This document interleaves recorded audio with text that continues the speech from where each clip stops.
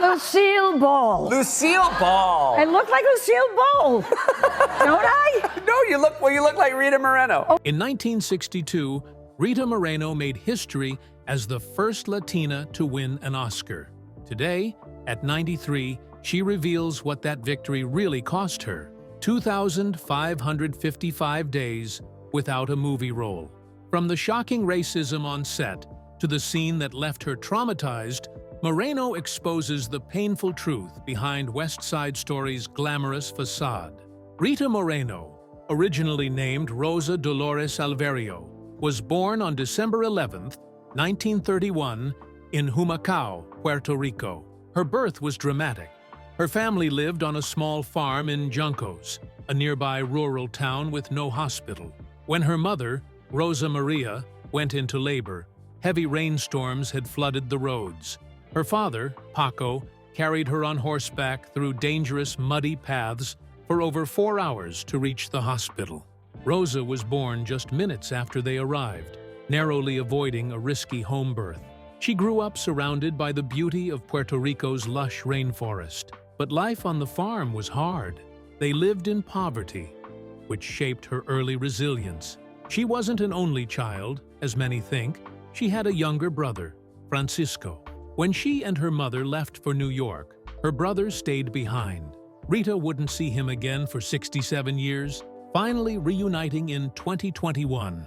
At 5 years old, Rosa and her mother left Puerto Rico for New York City, hoping for a better life. It was 1936, and they traveled on a ship called the SS Carabobo. Rita later described the journey as a reverse Wizard of Oz, leaving the bright colors of Puerto Rico for the dull, gray streets of Manhattan. They moved into a tiny apartment in Spanish Harlem with very little. Rita's mother, who didn't speak English, worked long hours in a sweatshop to support them. Meanwhile, young Rosa faced a tough new world. She didn't know the language and experienced racism for the first time. She remembered being called slurs and even having snowballs thrown at her by other children on her way to school. These moments left a deep mark on her, but also gave her the strength to stand up for herself and others later in life.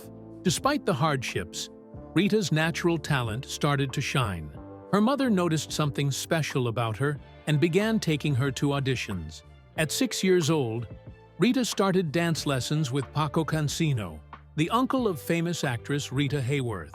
Paco, a fiery Spanish dancer, saw her potential right away. By the age of 9, she was performing professionally. Her first big performance was at a nightclub in Greenwich Village called El Chico. Rita wore a Spanish dance costume and played castanets, captivating the audience. She later said, "Who wouldn't adore a 9-year-old in a big Spanish costume?" But performing in nightclubs at such a young age also exposed her to the dark side of show business. She often went to gigs alone and dealt with situations that no child should face. Even so, these early performances sparked her love for the stage. When Rita was 13, she made her Broadway debut in a play called Skydrift. It was a World War II drama, and she played the role of Angelina, the youngest sister of an Italian soldier. The play only lasted 7 performances, but it was a huge step for Rita. To get the role, she lied about her age, saying she was 16. Her mother even forged documents to make it happen. It wasn't easy, but it was worth it. During this time, Rita started using her stepfather's last name, Moreno, which would become her professional name. Though the play didn't make her famous, it caught the attention of Hollywood talent scouts, which changed everything. At 18, Rita signed a contract with MGM Studios, one of Hollywood's biggest names. A talent scout had seen her perform and set up a meeting with Louis B. Mayer, the head of MGM. Rita dressed to look like Elizabeth Taylor, one of Hollywood's most famous actresses at the time. When Mayer saw her, he exclaimed, "She's a Spanish Elizabeth Taylor," and offered her a 7-year contract on the spot. But there was a catch. The studio decided her name needed to change. They chose Rita after Rita Hayworth, and she kept the last name Moreno. Her first role with MGM was small. She played an unnamed Creole girl In The Toast of New Orleans, 1950, she was often cast as island girls in stereotypical roles, forced to darken her skin and speak in fake accents. It frustrated her, but she didn't give up. After a year, MGM ended her contract, a setback that could have crushed her dreams. Instead, it pushed her to keep fighting for better roles. Rita Moreno was just 20 years old when she got a small but unforgettable role in Singin' in the Rain, 1952. She played Zelda Zanders, a silent film star trying to adjust to talking movies. It wasn't a big part, but it stood out, especially since she got to work with legends like Gene Kelly, Debbie Reynolds, and Donald O'Connor. What made it even more special was that Gene Kelly himself wanted her for the role. At a time when Hollywood often ignored or stereotyped actresses of color, Kelly believed in her talent. Rita later said he never thought of her as too Latina, and simply saw that she was right for the part. Being on such a famous set was an incredible experience for her. She called it a privilege, as it gave her a chance to see how big Hollywood movies were made. The film became a huge hit, making $7.7 million and earning Oscar nominations. It helped Rita's career, but it didn't change the way Hollywood saw her. She was still stuck being labeled as ethnic, which was something she would struggle with for years. Rita's time in Hollywood wasn't just about roles and movies. It was also about surviving difficult moments. In her early years, she faced terrible treatment, including sexual harassment and even assault. One of the most shocking things she revealed was that her own agent assaulted her when she was a teenager. She was young and trying to find her place in the industry, and this left a deep mark on her. On top of that, she dealt with constant harassment and was often treated as an object rather than a talented actress. In 1954, she appeared on the cover of Life magazine with the caption, "Rita Moreno, an actress's catalog of sex and innocence." While it gave her more attention, it also showed how the industry viewed her, focusing on her looks and heritage instead of her skills. Her big break finally came in 1956, when she played Tuptim in The King and I. This role was a big deal for her, because she wanted to prove she could do more than just exotic parts. The film starred Yul Brynner and Deborah Kerr and was a massive success, winning 5 Oscars. Rita worked hard to get the role, beating out another actress, France Nguyen. Her performance as Tuptim, a young woman forced to be one of the king's wives, was full of emotion and depth. But even then, Rita felt frustrated. She was proud of her work, but she knew Hollywood only saw her as someone who could play ethnic characters. The irony wasn't lost on her. A Puerto Rican actress playing a Burmese character. Rita Moreno's journey to playing Anita in West Side Story was life-changing. At the time, there were hardly any Latina actresses in Hollywood, so the competition for the role was intense. Rita later said every girl with dark hair and dark eyes in Hollywood auditioned. The process dragged on for months, and Rita had to prove herself in acting, singing, and dancing. The dancing was the hardest because she hadn't done it professionally for years. To get ready, she secretly took all kinds of dance classes for weeks. Even after all this, there was another problem: her age. She was 29, and producers thought she might look too old to play a teenager. They even turned down Chita Rivera, who played Anita on Broadway, because they thought she looked too mature. But Rita's talent and determination won her the part. Before filming started, Rita almost walked away from the role. She was upset about the original lyrics to the song America. The lines insulted Puerto Rico, calling it an ugly island with diseases. As a proud Puerto Rican, Rita couldn't sing those words. She told the producers she'd quit unless the lyrics were changed. This was a risky move because good roles for Latina actresses were so rare back then. But her stand worked.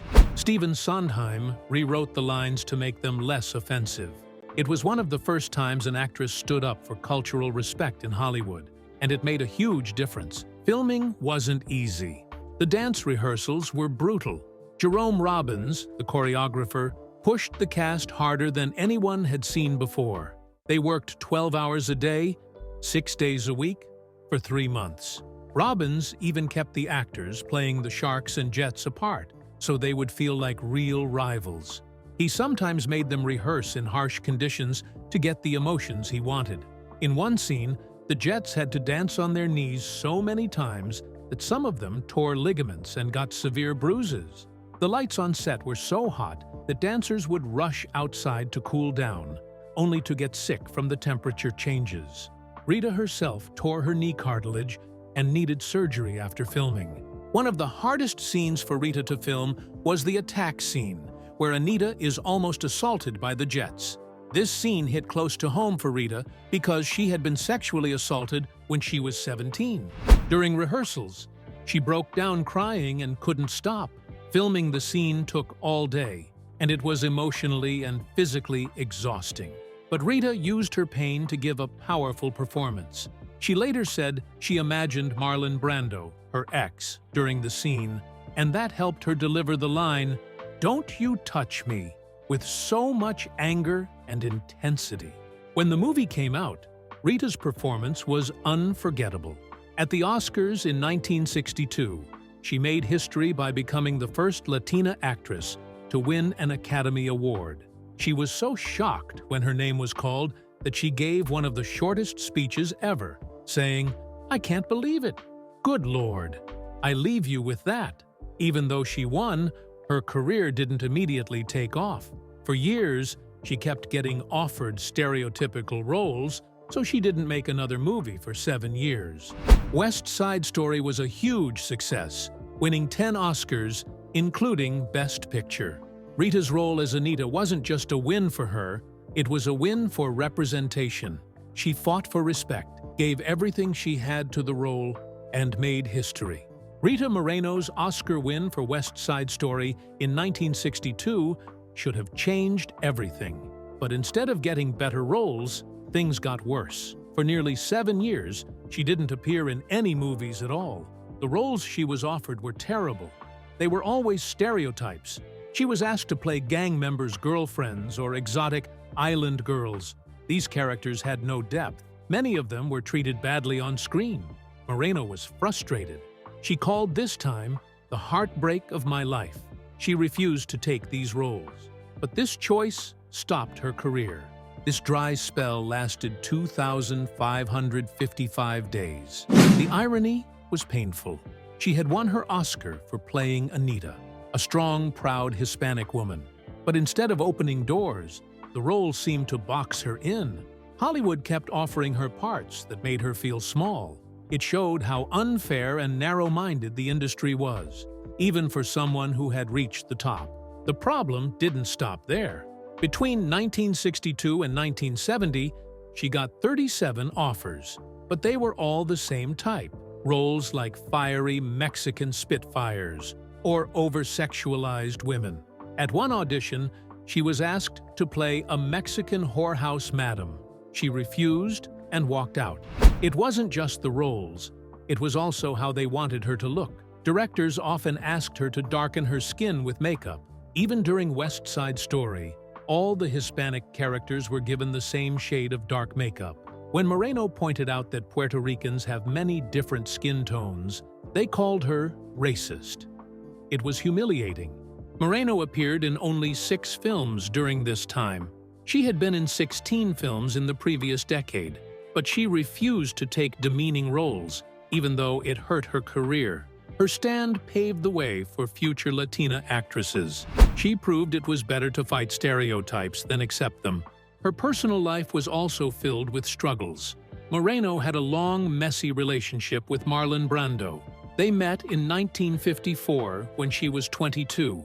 Their relationship lasted 8 years, on and off.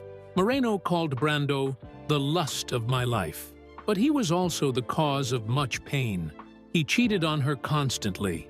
Moreno said she always wanted to please him, even though their relationship was toxic.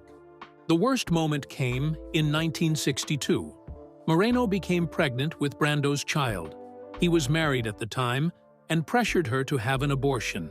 The abortion was botched and left her physically and emotionally broken. Not long after, Moreno tried to take her own life. She overdosed on sleeping pills at Brando's house. His assistant found her and rushed her to the hospital. She later said, "I went to bed to die. It wasn't revenge, just an escape from pain." This dark moment changed everything. Brando pushed her to see a psychiatrist. She started therapy, which lasted 8 years. It helped her heal. She began to rebuild her confidence and identity. Moreno slowly turned her life around. This painful time taught her strength and resilience. Rita Moreno's career had a big comeback in the 1970s, starting with her role on The Electric Company. This children's TV show ran from 1971 to 1977, and Rita was in 780 episodes. She made kids laugh and learn with her fun performances. One thing people loved was her loud and cheerful, "Hey, you guys," at the start of every episode. It became super famous and stuck in everyone's memory. Rita played a character called Millie the Helper, teaching kids about grammar and reading with humor and charm. Her work was so good that she won an Emmy in 1977. This was her first big award in over 10 years, and proved she still had what it took to shine. The show was so popular that it stayed on TV for years, even getting reruns later for a whole new generation of kids to enjoy. In 1975, Rita was back on Broadway with The Ritz. It was a funny play where she played Gugi Gomez, a Puerto Rican singer trying to make it big. This role was created just for her because she had done a similar act as a joke at parties.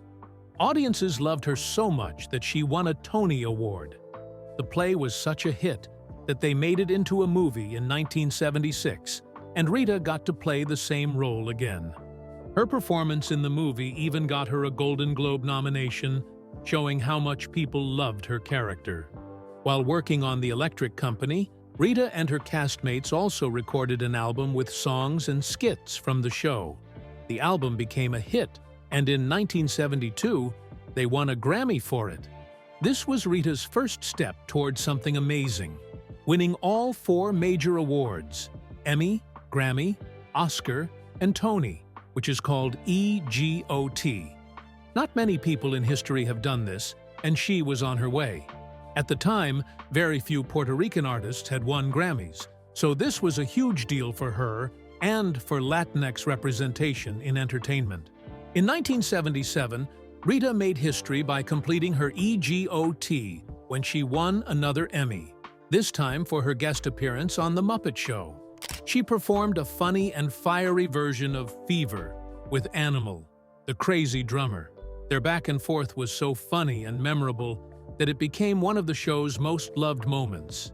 This win made Rita the first Latina ever to achieve EGOT status, which was groundbreaking. She did it all in just 16 years, which was the fastest anyone had done it at that time. Rita's success opened doors for other Latinx performers and showed how talented and versatile she was. Later in her career, Rita took on a serious role in the HBO show Oz. From 1997 to 2003, she played Sister Peter Marie, a nun who worked as a prison psychologist. This role was very different from what she had done before. Her character was thoughtful, caring, and dealt with big challenges like faith and feelings in a tough prison environment. Even though she was 65 when she started, Rita showed she could take on deep and emotional roles. Fans and critics loved her performance, and many called her one of the best parts of the show. Rita Moreno had a long and complicated marriage to Leonard Gordon. They got married on June 18, 1965, after meeting on a blind date the year before. Their marriage lasted 45 years, until Gordon died on June 30, 2010. Gordon was born in 1920 in New York. He started his career as a cardiologist and internist, but later became Rita's manager. From the outside, their marriage seemed happy, but Rita later revealed it was far from perfect. She said Gordon was very controlling, and if it weren't for their daughter, Fernanda, she might have left him. Rita explained that their relationship had an unspoken deal. He took care of everything, and she made him happy by playing a little girl role. Over time, she grew unhappy with this dynamic, which caused tension between them. Despite the problems, Rita said Gordon had good qualities too. He had a great sense of humor and was a loving grandfather. After his death at age 90, Rita said she finally felt free. She has since said she would never remarry, joking she'd rather eat glass. Rita became a mother on October 28, 1966, when her daughter, Fernanda, was born. Balancing motherhood with her demanding Hollywood career was not easy. She had already won an Oscar by the time she became a mother at 35. Rita wanted Fernanda to have a better life than she had as a child, growing up in poverty in Puerto Rico and New York. She encouraged Fernanda to value education and follow her dreams, which led Fernanda to become a jewelry designer. During her career, Rita often had to spend long periods away from home. This was especially true when she worked on the electric company from 1971 to 1977. During that time, she relied on Gordon to co-parent Fernanda. Even with the challenges, Rita and Fernanda grew very close. Fernanda has talked about how dedicated her mother was, both to her family and her work. She remembers Rita rehearsing lines at home, which gave her an early peek into the world of acting. As Fernanda grew up, she became an important part of Rita's life. In 2019, she threw her mother a surprise birthday party for her 91st birthday, showing their close bond. Rita Moreno returned to West Side Story in 2021, 60 years after she played Anita in the original film. This time, Steven Spielberg and Tony Kushner created a new role just for her. She played Valentina, a kind Puerto Rican widow who owned the store where Tony worked. Valentina replaced the original character, Doc, and acted as a bridge between the two rival groups, the Jets and the Sharks. Rita, who was 89 years old during filming, brought her years of wisdom to the role. She even sang the song Somewhere, giving it a new, emotional meaning. Instead of being a love song, it became a sad reflection on the violence and prejudice she had seen in her life. Everyone on set admired Rita, especially the young cast, who saw her as an inspiring legend. Her role added a deeper layer to the movie, showing how times had changed and how they hadn't since the story was first told. Coming back to West Side Story after so many years was deeply emotional for Rita. On December 12, 2021, she attended the premiere of the new movie in New York, exactly 60 years, and one day after the original film premiered. The moment was overwhelming, and she cried during the screening. Filming brought back so many memories for her that it sometimes felt like she was back in the original production. Watching Ariana DeBose, the new Anita, perform America was especially powerful for Rita. She found herself silently singing along, word for word. After one scene, she had to retreat to her trailer, where she cried for nearly an hour, overwhelmed by the flood of emotions. It wasn't just about acting. It was a chance to reflect on her life and the cultural legacy of the story. Rita also formed a special bond with Ariana DeBose. On the first day of rehearsals, Rita walked up to Ariana and said, "You must be terrified." That one sentence made Ariana feel less alone. Throughout filming, Rita shared advice and stories from her time playing Anita in the original movie. She helped Ariana understand Anita's mix of strength and vulnerability, and gave her tips on saving energy during tough dance scenes. Rita even invited Ariana to her home, where they talked about what West Side Story means to the Puerto Rican community. Just before the movie's release, the two appeared on The Late Show with Stephen Colbert, singing America together. Their connection wasn't just professional. It was a beautiful example of two generations supporting each other. One of the hardest parts of returning to West Side Story was facing old trauma. In the 1961 movie, Rita's character Anita was attacked by the Jets in a violent scene. Filming it was deeply upsetting for Rita because she had experienced sexual assault in real life. In the 2021 remake, Rita's character Valentina stops a similar attack from happening to the new Anita. Filming this scene was incredibly emotional for Rita. Afterward, she broke down in her trailer and cried for 45 minutes. It reminded her of the pain from the original movie and her own past experiences. But she later said that facing it helped her heal, even though it was difficult. Rita's role in the 2021 West Side Story went far beyond acting. She was also an executive producer and consultant. Spielberg trusted her to bring authenticity to the project. She insisted that all Latino characters be played by Latino actors, unlike the 1961 version, where white actors played many Puerto Rican roles in brownface. She worked closely with the designers to make sure the costumes and sets reflected the culture of the 1950s.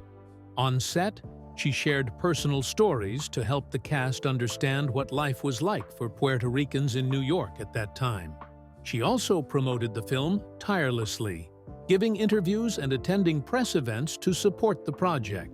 Rita has always fought for better representation of Latinos in Hollywood. In the 1950s, she faced constant discrimination and was typecast in stereotypical roles. Even after winning an Oscar in 1961 for playing Anita in West Side Story, she couldn't find meaningful roles.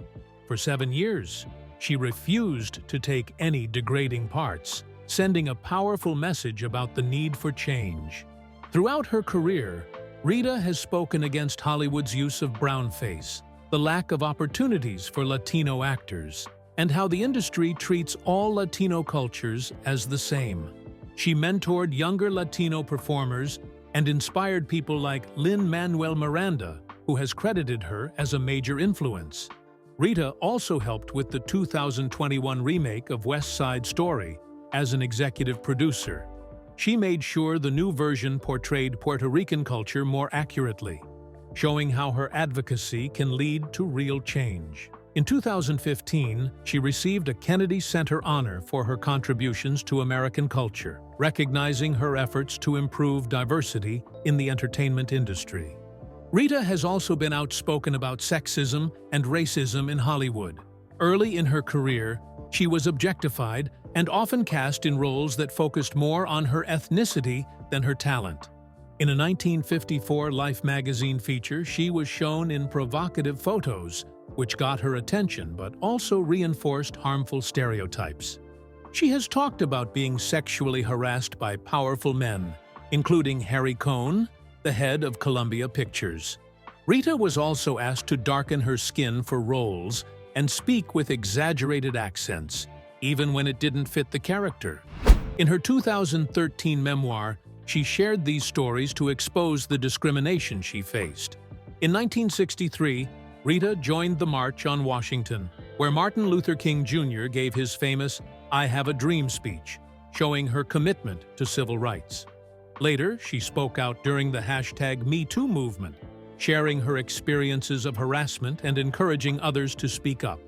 Her work on shows like One Day at a Time helped prove that Latino families could be portrayed authentically and still be successful on screen. On June 23, 2004, Rita was awarded the Presidential Medal of Freedom by President George W. Bush.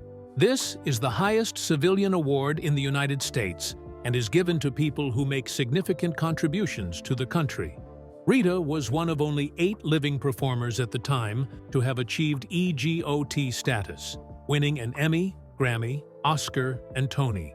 President Bush praised her as a trailblazer for Latino artists and celebrated her journey from a young immigrant from Puerto Rico to an American icon. The award was a big moment, not just for Rita, but for the Latino community in the U.S. Rita used the spotlight to push for more diversity and representation in arts and education.